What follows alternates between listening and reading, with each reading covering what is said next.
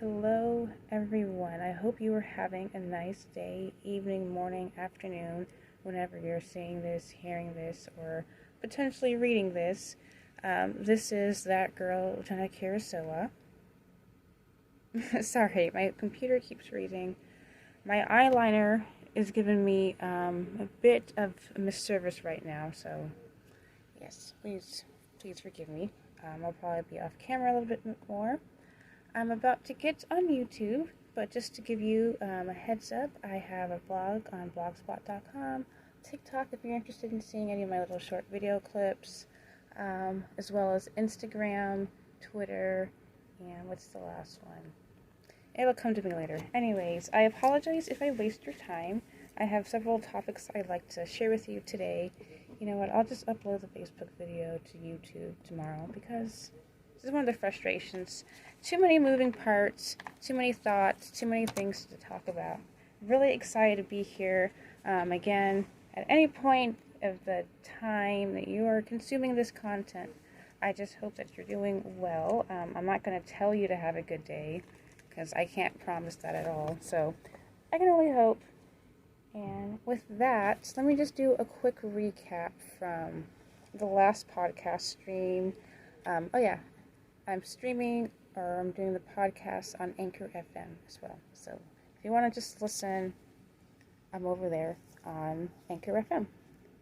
So last time I kind of talked about, I had titled it The Longest Walk because my intention was to share a childhood experience about a very long walk.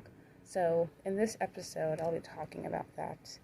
But I focus so much more on the modern dating scene, understanding the mindset of the woman and understanding the mindset of the man and where we're at today in modern society.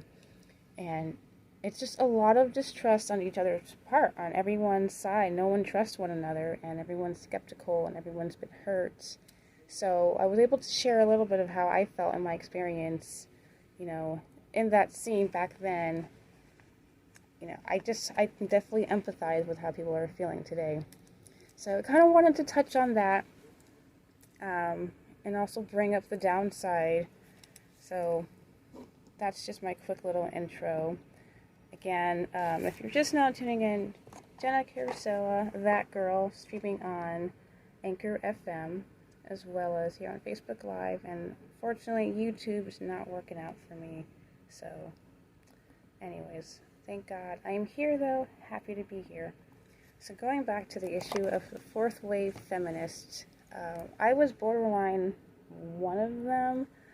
The thing with fourth wave feminists, those are the proud sex workers, adult entertainers, the ones who are completely and fully liberated. Their objective is to make money and to profit off of their bodies and completely use every attribute they can to make full profit.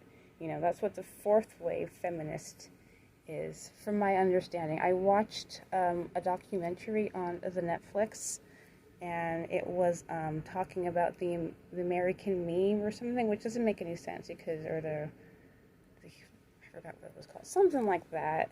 It had the Fat Jew or something in it, and they're all replicating the Beyonce baby bump photo, and anyways, I watched that documentary, and I must say, that's what they said in the documentary, the fourth wave feminists. They are proud sex workers. They promote their shit online. So I'm not making this up. If you want to go look it up. I'm not trying to be rude or disrespectful. That's what they say. And then I've been in several debates with proud pro-choicers who says they used to work in the adult industry. And, they were very supportive of abortion because they figured that it would be better just to have the child removed as opposed to giving the woman more stress and work, and that she was never exploited and she was never forced to have an abortion or anything. That was her testimony. Where I've talked to, I didn't talk, but I watched a documentary and interview with another adult worker, and she experienced 16 abortions. So it's kind of I don't know, there's got to be the medium somewhere in the middle, because that's kind of, anyways. But going back to the original point here about what the fourth wave feminists profess, what they support, what they're about. So those are the people that I'm talking to mostly when I get into these discussions about dude, could you stop being like, please, because you're causing problems. You're becoming predators, and you're going to like be breeding a new generation of young men who are going to be preying on young women. Like, the cycle repeats. I hope you realize what you're creating. You're creating a huge storm of more of predators. You've got the situation with the incels, people who have never experienced a woman. They're completely, celibate, but not by choice. Men who've been burnt too many times by women, who are angry.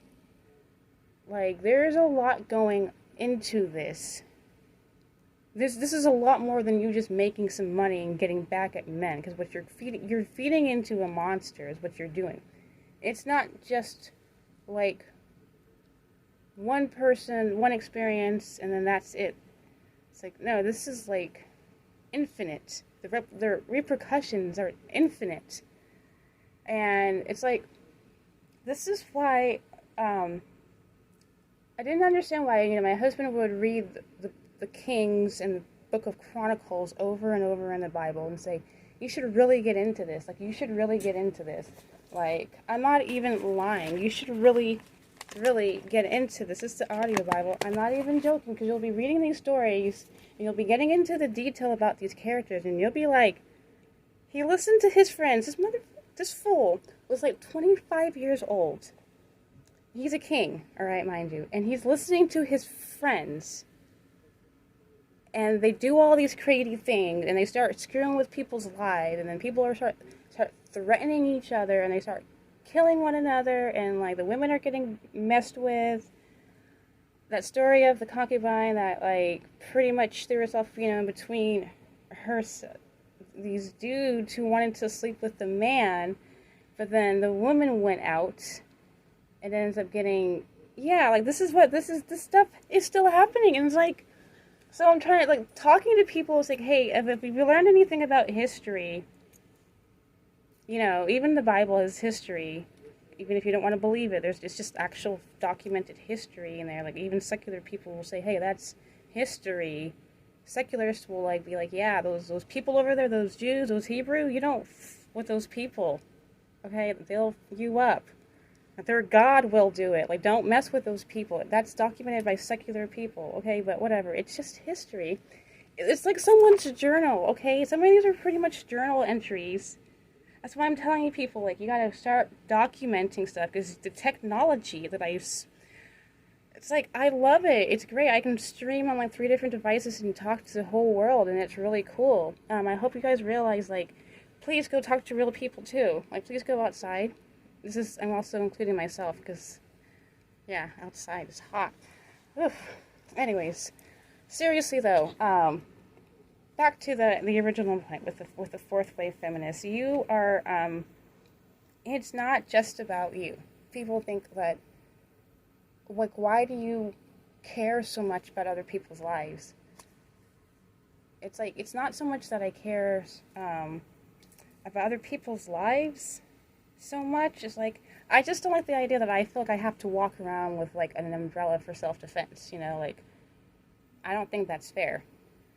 Or, I don't think it's fair that my child might have to, fight off someone because they want to do what makes them happy. And that's whatever you want to do that makes you happy. Sure, this is why we love this country. You deserve to, pursue that. And the thing was, like, the pursuit of happiness, it's not happiness that is the goal. Okay, I need to get this clear to everyone. Happiness is not the goal. Think about that for a moment. You have the pursuit. That is the journey. That is the challenge. That is the goal. That's what we're working for. To grow, to cultivate, to build, to create. To continue something. Like, that's what we're supposed to do. To just continue to multiply and build and create and grow and love and laugh and spread that. You get the feeling of happiness and joy, and all of that is grows, and it doesn't go anywhere. If you haven't seen Little Boss Baby, watch Boss Baby. At the end, there's a scene where like the older brother sends baby boss brother some stuff in the mail, and he's talking about like feeling as if at first he didn't think he was going to have enough love, or his parents weren't going to have enough love for him if he had a sibling. And then he's like, well, you know what? Yeah, I've decided just to give you all of my love, and and I'm just thinking like somehow the love never runs out. It never runs out. And I didn't believe it. I had an aunt praying over me, and she would not stop one day, like a 10-minute prayer. And I'm just like, okay, aunt, thank you very much for the prayer. She just kept espousing how much the Father loved us and how much love he had, and his love didn't run out, and there was plenty of love for everyone, and just keeps loving, and he really wants you guys to recognize how much and I'm just like, okay, aunt, all right, thank you. And then now I'm to the point where I'm like, yeah, she's absolutely right. This is exactly why I don't care what you have to say or do. I don't care. It doesn't matter. There's a reason why I'm up here still espousing this. Because I'm like, okay, dude, that's what the Bible's essentially telling us. It's a whole bunch of people in their lives. And we should probably learn not to do these things, because I couldn't understand as a child why the kings would go into battle and they would go to certain villages and they would literally just kill everything. And even the livestock. I'm like, why would you do that? But that doesn't make any sense. And now I'm just like, oh, trending. Okay, yeah, that's kind of weird. It was like, yeah, you know what's going on in the world. So, as I talk about the fourth wave feminist, and you're out there extending your market, and your attributes, and your talents, and your qualities out there, I'm just praying that the next generation of young women are going to be taken care of. Like, seriously, I'm not trying to be disrespectful. I mean, if you want to do your thing, girl, like, this is why we love this country. But I'm just seriously praying that everyone's paying attention. You're paying attention to the warning signs. This is not a game. So that's what I have to say about the fourth wave feminist. And, this whole modern dating thing. Like, I truly do feel bad for men. But at the same time, hold on, let me take my little note right here so I can tell. Okay, before I get into this, truly, before I get into this next subject about modern dating, I've always had this debate with myself. The battle of the sexes. Who has it worse? Who has it better? Like, is it really? So, I would love to have an opinion of a male here to go back and forth. But I'll have to play the part, I guess. Just take off my wig and pretend I'm a dude. I'm not going to do that today. It's too crazy. Let's just be serious about this, okay? Because as a woman, we get our feelings hurt. And it's not anyone's fault. It's just a thing that happens. And let me explain to you, though, why it's so imperative that we have these feelings and that someone feels these things. Because you don't do anything until you actually feel something, like if your hand's in the fire. Oftentimes, that's the only thing that really gives you a reaction to do something. Depression and anger are warning signs that there's a problem. How you respond to the problem is what we need to talk about. But if your initial response is like, that makes me mad, or I'm really, really sad and I feel, this is your body telling, okay, this is an opportunity for improvement, for change. It's a warning telling you that something needs to change. So when you're feeling the feeling of offense, if someone offends you, like, oh my God, that offends me, good. That means you're being challenged. You have the right to pursue that challenge and make yourself happy and fix that problem. Like, don't sit there and reject it. Take that in and figure, why does that hurt my feelings? Why? If you have an answer, then your response should be handled appropriately. Then you know how to handle it. If you know why you're angry. If you don't know why you're angry, though, maybe before you get angry at the messenger who's relaying words to you and information, figure out why you have such a strong reaction. Figure out why it offends you when you go and fix the problem. If something doesn't sit well with you, Don't get mad at the messenger. If you know what's true and good and everything in your life is right and what I'm saying is wrong, then there's no reason for offense. You're like, oh, she's wrong. I don't care. If you're getting mad though, why? Is the information incorrect? Then you need to confront the person. If it's me, let me know. Correct my information. If I'm wrong, tell me I'm wrong.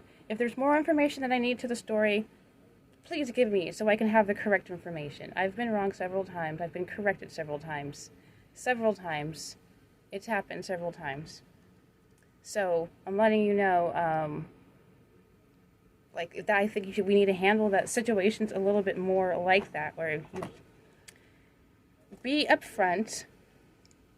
Just be upfront. No, you're just going to waste everyone's time if you're going to lie about it or keep it to yourself or withhold the information, you know. So if something's wrong, get the right information. If it's hurting you because you've had past abuse and past trauma and you're dealing with it, I could definitely understand, you know, why you're having these feelings. Again, this is the opportunity for change. This is the opportunity for growth. Anything in life worth working, you know, or worth having is worth working for. And if you want these feelings not to bother you anymore, if you want those feelings to go away and to be at peace, then you're going to have to go through the hard stuff. And it's very, very painful. And so that's my little disclaimer right there. Women naturally have the ability to take on the extreme emotions more so than a man. And this is a good thing.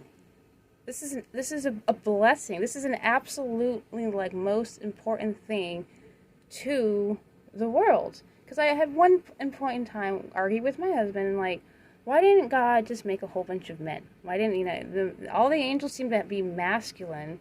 They seem to have masculine traits. God uses masculine pronouns. I'm like, obviously we're living in a more of a masculine world, so why exactly did he bother creating females? You know, I don't see what our purpose and point here is, other than to be messed with and screwed around with. You know, that seems to be the objective here. And I continued listening to him talk, and he gave a really, really good defense. And probably, I don't know. It is what it is. I'm just going to say that. It is what it is. Ultimately, though, in short, a guy really wouldn't have much of anything else worth living for, you know? It's just, men genuinely do enjoy a woman's company. Just something soft, something that's not masculine. They want the polar opposite of them. They genuinely do want to impress. Okay, this is going off the most basic and most primitive, and if people didn't sin in the garden or things weren't messed up in life, this is just in the essence of it. You know, childhood, you know, puppy love stuff. It's cute. You know, a guy generally wants to build and create a house and impress the woman and grow old, and the movie Up. You know, they want that love where it's sacrificial, and you go through lives and the hardships and the disappointments. You have each other, like that song, Home is Wherever I Am With You. That's what people want. They do want that. And for some reason, we've lost sight of what it is to be, I guess, a man who wants to build and create and be the foundation and the protecting force, and then the woman who is the nurturer, the one that feels the emotions, who can say, hey, something doesn't feel right, or hey, everything's going to be okay, or hey, you know, this really isn't wrong, or right, or this is really wrong and it's hurting, and she could be your guide, the one that you can go to is for counsel, for comfort, for encouragement, for just complete loyalty and commitment. Someone that's going to cherish your memories and your accomplishments and your milestones, is going to be happy for you. And then the man would hopefully want to just create this perfect world for her to be happy and just enjoy it and not have to worry and be safe You know, like, that's what the average person wants. It's just to be in a safe place with someone who totally gets you, and you can be completely vulnerable and do whatever you want, and no one's going to bother you, and you can have plenty of food to eat. Everyone's taken care of. That's what everyone wants, you know. Once upon a time, and now I'm just hearing about people that can't trust one another. You know, women are trying to do things, and men are committed. I don't know, and sometimes things are misinterpreted too, like where a guy's trying to, you know, offer something and it's seen as something else, and the woman, because she's only experienced negative things from guys. So that's where I'm like, we need to go back to simple things in life. That's the only thing that's gonna fix this. Going back to the simple things in life. Let me take my little note here. Because the simple things in life, I know it's kind of like Blue, the Bare Necessities song. It's very, very relevant, absolutely. But like I said, I had titled this podcast The Longest Walk. So it's going to be The Longest Walk Part 2. I think a lot of us we're going to have to take the long walk in summer school. I don't know if anyone has ever been to summer school. I have, for several different reasons, but I had to go to Neutra, over on the base, and I'm saying this eyeshadow or mascara, and yeah, it's terrible.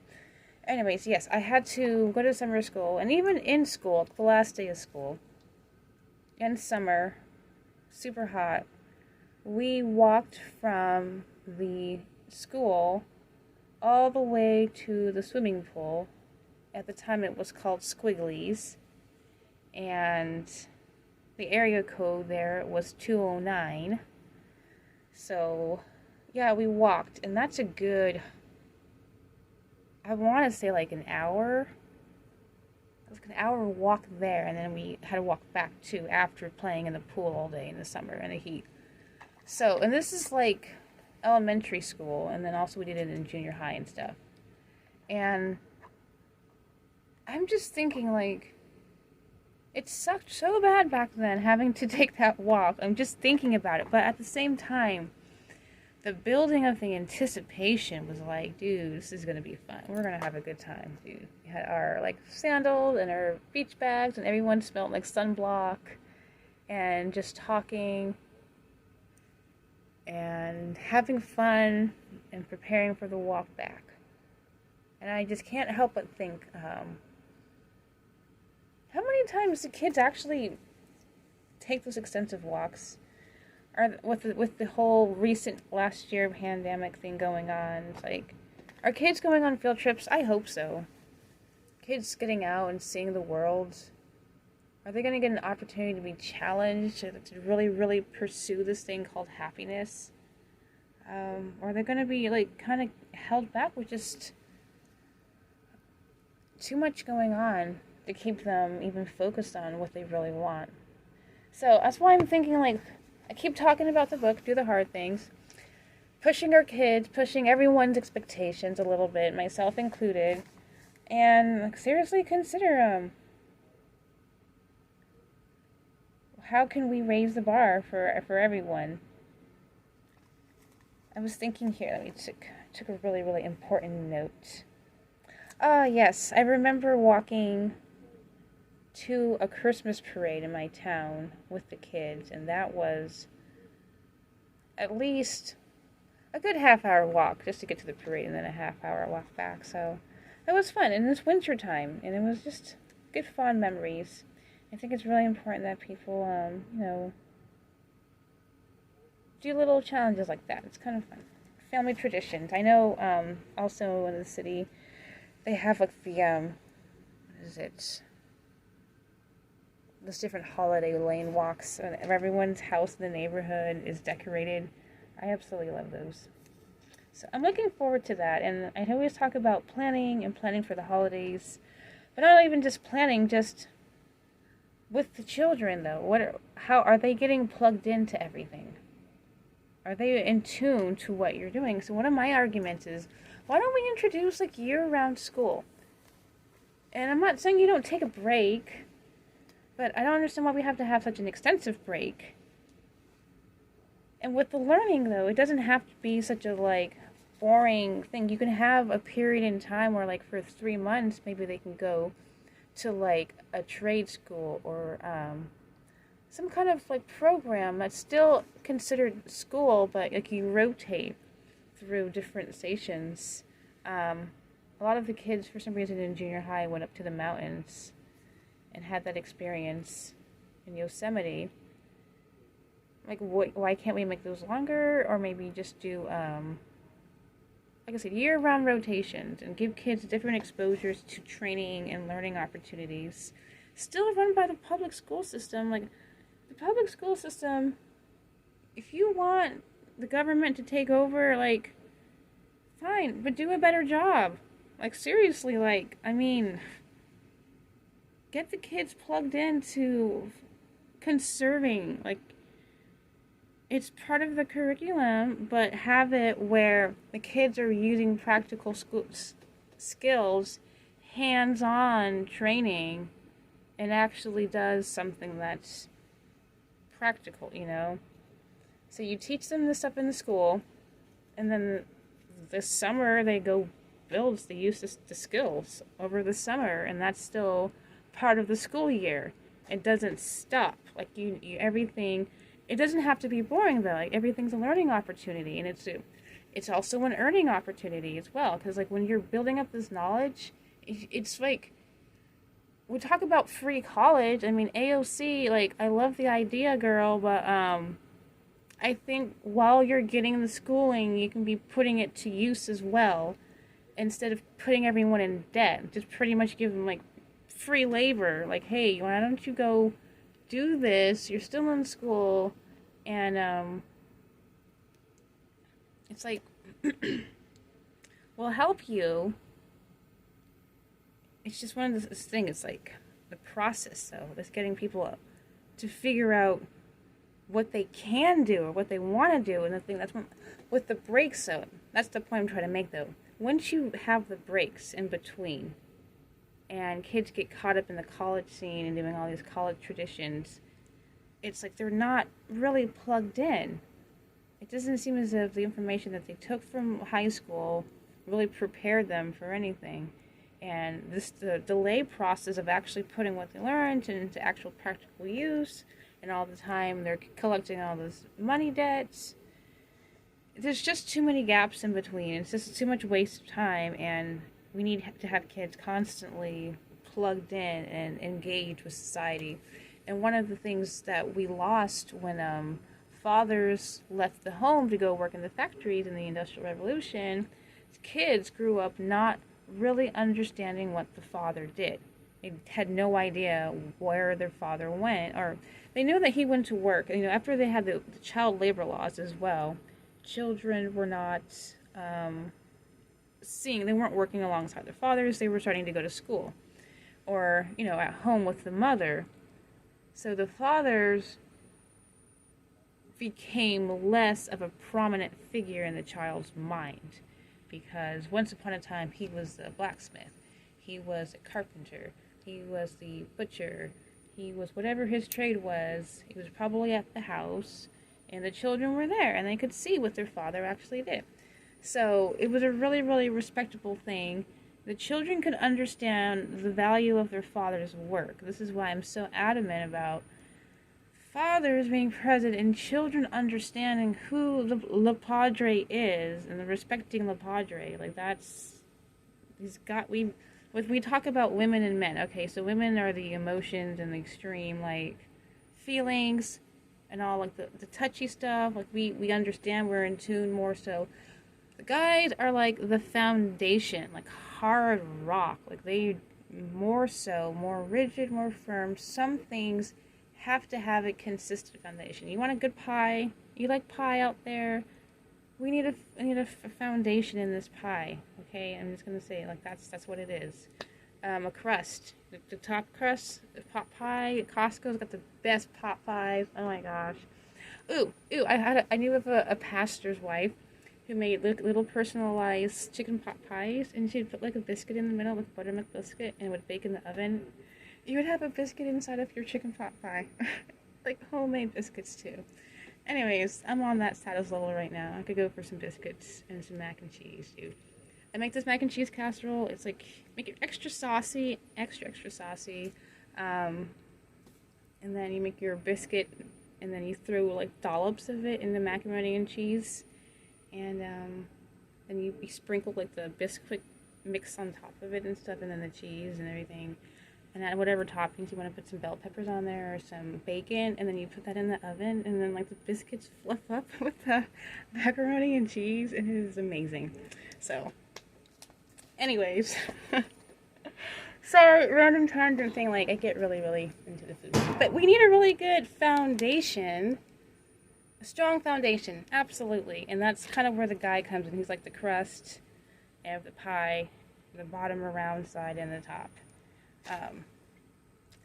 We need them, and the children need to recognize exactly what the father does, and as soon as they figure out how important the father is, they'll see why they need to listen to him, and they'll understand why there's so much chaos in the world and craziness, and why a father sometimes has to do what he has to do. And unfortunately, again, there was a separation, a disconnect, because he was going to work, he wasn't doing his work at the house, the children weren't seeing that. And then eventually they started pulling the moms out of the house to go to work because there was wars and stuff. And then, yeah, and then divorce rates also went really high too after wars. It's just really interesting, the chaos that happens when there's so much conflict. And everyone's been saying, you know, we need to stop fighting each other. This is why, because studying history, there's, you know, the ebbs and flows and the patterns and stuff. And right now, I would honestly say we were in a Cold War. Essentially, there was a silent attack, and I think a huge perpetrator to that was the coronavirus. And not just that, the implications of it was the silent attack. That's what I'm beginning to understand, only because now can we look back and see how much it's, and so many people, it's altered us and changed us. And one of the simplest things is this complete complacency. Stagnant complacency. It's the simplest, most subtlest thing. Like, I'm going to bring an example. It's probably going to make a lot of people mad. I didn't even think about it until now. But I remember they were bringing out the sloth characters for Go-Gurts. Does anyone like the Go-Gurt yogurts?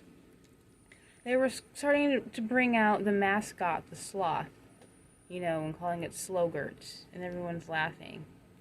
And other things like that where I'm just like, why are they advertising such slow-moving, low-motivated type content? Like, and this is right in the midst of the pandemic, you know, like the kids are at home on lockdown essentially, can't go to school, they're stuck behind screens, and don't even get me started on the gray matter and screens. So it's like, just the complacency is more damaging than anything. It's really hard to get motivated once you've been sitting for a while, you know. Take, for example, I had my car that was like sitting for at least 4 or 5 months, and yeah, it looked pretty rough, pretty beat up. Thank God it's running again. Seriously, amen to that. But I think that's the biggest issue, is just sitting around becoming stagnant, like stagnant water, and not in a good way too. Because like, if you don't have anything good in you, like good fruits, you're not gonna make it any wine. Sorry, I have to bring a wine joke in, or reference in, because despite all this negativity and sadness, again, this is going to be the longest walk. This is why it's the longest walk, part 2. Okay, I cannot talk and type at the same time. Alright, in all seriousness, I'm going to honestly start to wrap this up a little bit, because I know it's probably getting long, but I mentioned wine and the simple things in life. Being stagnant, sitting around, complacency is causing a lot of problems, for mental and physical health. I'm not going to spend too much time into it. I do want to mention eye health, though, but that will be after this one. After simply bring up... Sorry. Ooh, I should probably get some water. I'm not going to pull a Rubio, though. Sorry. Oh, poor Rubio. I couldn't help it. Okay, back to all seriousness, though. All right. The simple things in life. There are some things that really do benefit from sitting around and fermenting. Everyone likes, generally speaking, spirits, beer, wine, and other stiffs. I'll just leave it at that. But for the most part, we'll keep it safe at beers, stouts, toddies. What's another one that people like? There's wine, there's sangrias, there's, what is that? I'm looking for a one of a thicker, smoother wine. Ports. Is it port? Yeah, all of those. Ooh. I could definitely go for some of those right now. There's so many different types of variations of these things. And the beauty of a lot of them, is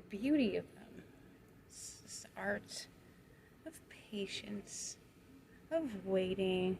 I recently went with a good friend to a winery for the very first time in Paso Robles, and let me tell you, the most astounding part of this experience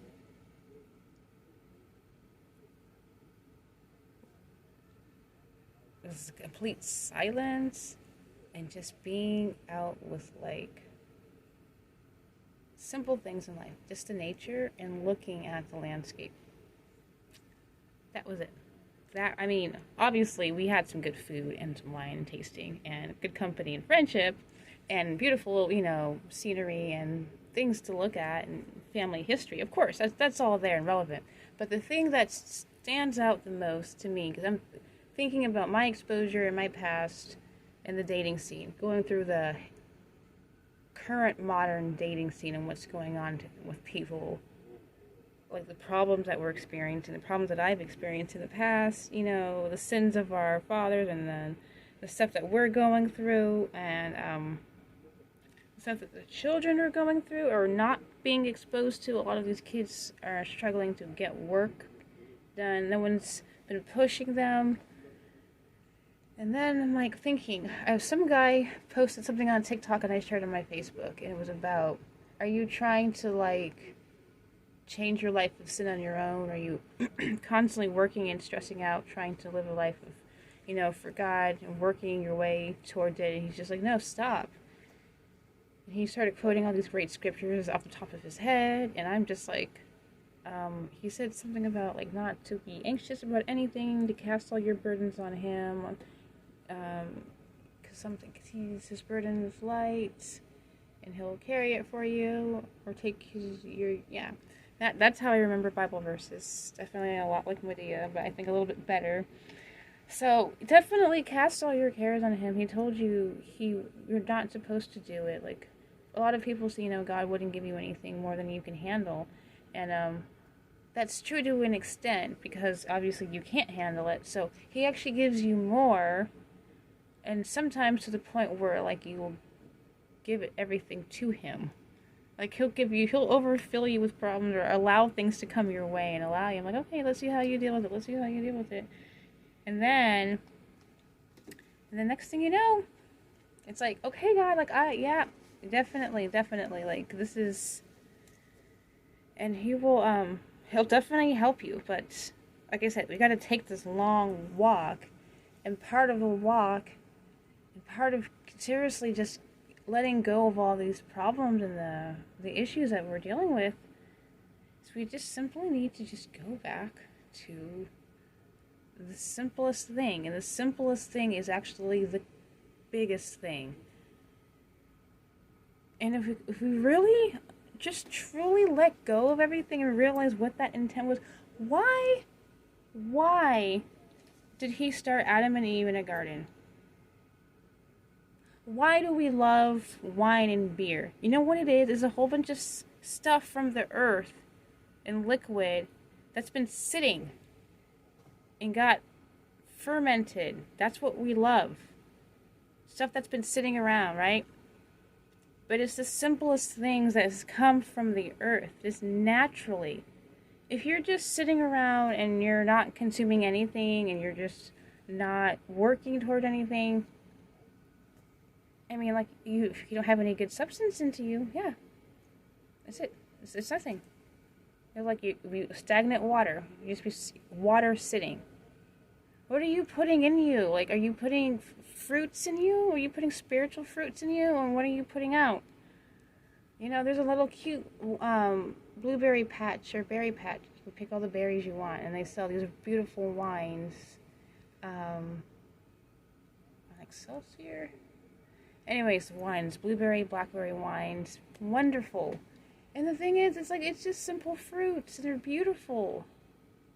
And sometimes they gotta get crushed a little bit, you know, they gotta sit and wait and then get poured out. And it's just something so wonderful and so simple. And a lot of us here are just consuming just the worst, just sitting around, and they've lost sight of it. I'm just like, we need to take this. Go to summer school in the heat of the summer, take an hour walk to the pool, go to the pool, have fun, and then take our sorry selves back to school and enjoy it, every single second of it. Make those memories, make those conversations, go back to the simple things, go back to your innocent childhood, or if you didn't have an innocent childhood, you know what you want, you absolutely know what you deserve. You know what you need, you know what you want. And that's absolutely attainable. And it's absolutely attainable. But seriously, you have to make that decision. Like, if something's offending you, if something makes you uncomfortable, if something pisses you off, then just imagine you're in this garden and you've got all these disgusting crab weeds digging deep into the roots, and you literally have to pull it out of your brain.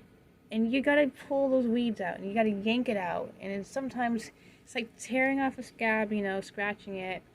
Sometimes to make sure it's healed the right way, we can do it 2 ways. You can put some alcohol in there. Everyone knows alcohol's gonna burn and really, really sting. Or we can do with the peroxide method.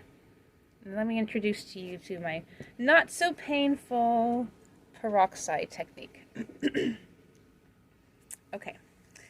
Instead of, you know, dealing with an issue like we're talking about things right now. It's painful. I'm bringing up a lot of things. It's painful for me. We understand, though, I think a lot of people, the initial response is like pouring alcohol in it. That's the best way I can kind of understand it with the alcohol and peroxide. The first initial cleaning is like you've got this gaping wound, like right here. I got this little, I don't know if you can see my little boo-boo. Anyways, we have this painful thing, and it's like, yeah, the first cleaning is extremely painful. They're just straight up pouring alcohol into your gaping wound or throwing some salt in it, and it hurts. So that's when, like, someone says something to you that is offensive. Sometimes it's like, yeah, it's kind of like, okay, let me figure out where this is coming from. Let me understand where these feelings and emotions are coming from. Because some things need to be addressed. Some things need to be talked about. So then, the next time this issue comes up with realizing that, like, I've had the extreme wash, now let me wash a wound or something and use peroxide. It's not as painful.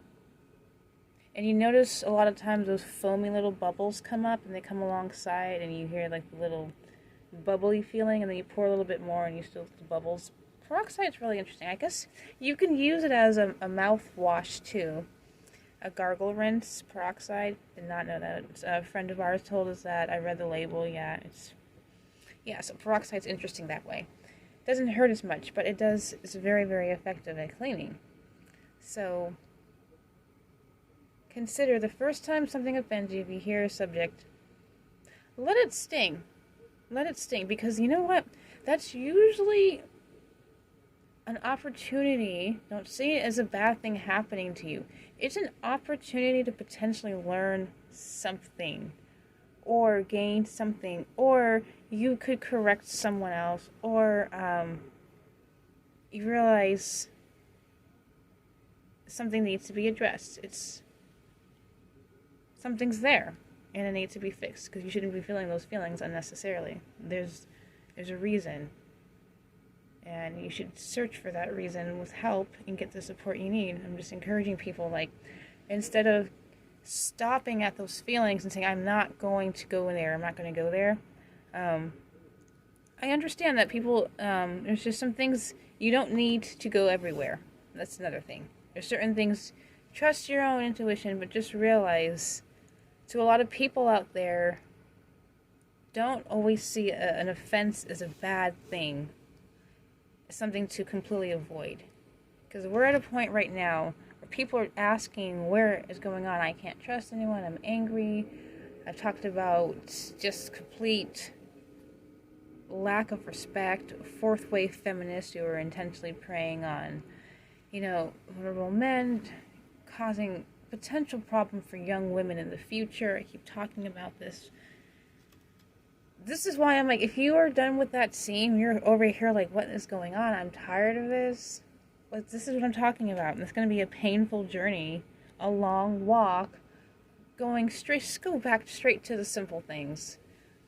Being over there at the winery in Paso Robles was so nice, because it just really reminds you that this is really what was intended. To just really simply live. Just live. Wait patiently for your produce, your hard work to pay off. Just enjoy the experience. And they made some lovely food there, and just realizing, like, we have come to the point of complete chaos and confusion where we have way too many options. And it's not a bad thing to have options, but we're not really valuing or appreciating the things that we're consuming, or just doing it to do it sometimes, like, yeah, because I can, like, because I got the options. And we're living like the most richest people in the entire course of human history. I don't know if you've realized that. Over the course of human history, every single human being that has access to the internet and a phone, and and the average Western civilization or society, we are achieved the greatest level of humanity has offered at the point. The wealth of man's knowledge is at your fingertips. You can get pretty much any food you want at any point in time in a lot of places. I mean, not completely everywhere, but you have the capabilities, you have the ability to access pretty much whatever you want whenever you want it. Could you imagine 1,000 years ago the concept of of people being able to take a picture in a split second and send it to someone in a split second? That if you were to tell a person 1,000 years ago, like, oh yeah, let me just take a selfie really fast. Hey, what's up, fam? They would think you were crazy. They would not be able to believe that your car could parallel park itself. They wouldn't know what a car was. They couldn't even fathom it. So we're living at the best peak of man's everything, and we're still experiencing depression, people fighting and killing each other. It's just gotten crazy with the point where what I thought we were supposed to be happy with all this stuff. And it's not stuff that we're not happy with. We're not happy with ourselves. And we don't understand why we're not happy, because I'm like, we don't know what we're pursuing. That's the thing. That's why I'm telling everyone, just simply go back, take that long-ass walk, from summer school, do some book learning, take that long walk and learn, enjoy the pool, the chlorine water, get yourself dipped up, all cleaned up. Oh, there you go, I figured it out. There's the 3 right there. First you get the power wash from the, what's it called? Rubbing alcohol in that wound. wash it again with some peroxide, and then you take that long walk and you carry yourself to the pool. It's got all that Clorox bleach in it or whatever. Chlorine. And then you carry yourself back. You walk yourself back. And you think long and hard. And you make yourself your way over to a vineyard. And you sit there. You know, I guess Fresno State has they have a wine class and their own wine. I gotta definitely look into that. But seriously, wherever you need to go, into nature, or wherever, closest you can get on your phone, if you need to. And you really think about, how did people live? Just the simple things, like how do you make wine? How do you make beer? Some things, you gotta sit patiently. You gotta patiently get through some stuff. You gotta work through some stuff. It was a very, very patient process. So, I hope someone out there took something from this, because it's just really sad to hear so many people sad.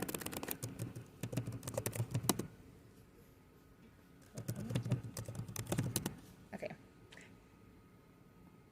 One second. Sorry.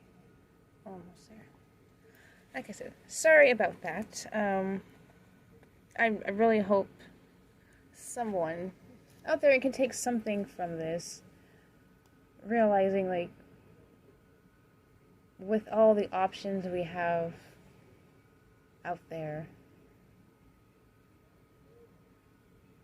we need to remember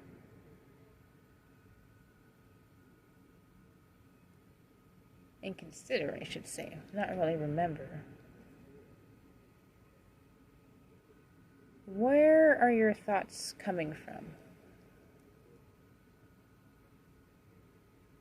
What motivates you to do what you're doing, and why?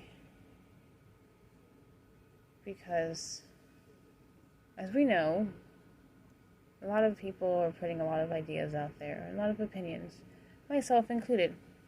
So, I will leave this podcast for you to consider, genuinely consider.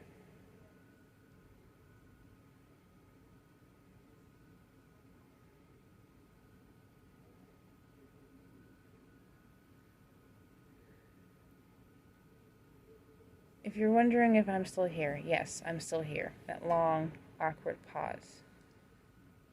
Yes, that awkward feeling.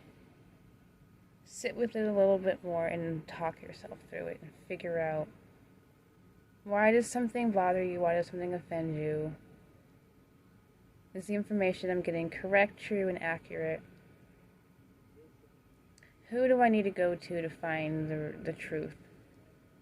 Or to find the reality of something? Seriously, look out there. Honestly, I know a lot of other people have said it. You know, you don't have to take my word for it. You really don't.